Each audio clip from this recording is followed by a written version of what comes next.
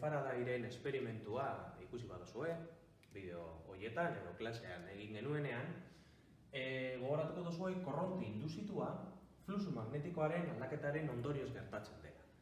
Bale, ikusi dugu nola iman bat hurbiltzen dugunean espira batera eta hor eskegita dagola, mugitu egiten dela, hor dagoen esperimentu hori edo bi ariloiek, kulunka antzeko hori mugitu egiten da, bidean dago. Bale, horrek sortzen du, eremu horrek sortzen du korronte bat, eta korronte horrek eremu bat sortzen du, badakigulako korronte batek eremua sortzen duela. Eta sortzen dan korronte horrek zer egiten du? Lenzen legeak esaten digu. Korronte induzituaren noranzkoa ura sortu zuen gauzaren kontrakoa da.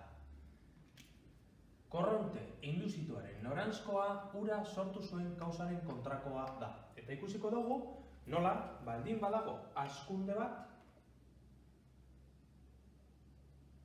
hazkundea baldin badago, fluxuaren hazkundea baldin badago, edo fluxuaren gutxipena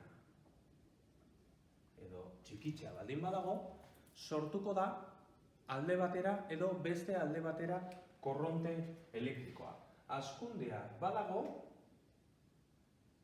erloju orratzen kontra izango da. Erloju orratzak onuntza datoz bai, orduan aruntza izango da erlojua, eta onuntza baldin bada erlojua, onuntza izango da intentsitatea. Bale? Orduan, fluxu aldaketak sortzen du korronte induzitua.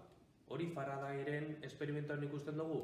Eta hori ikusi ostean, Lenzek esan zuen korronte induzituaren noranzkoa ura sortu zuen kausaren kontrakoa izango dela.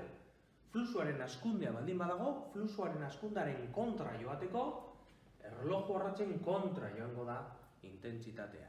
Eta fluxuaren gutxipena baldin badago, erlojuaren alde joango da sortzen den intentsitatea. Begiratu ondo.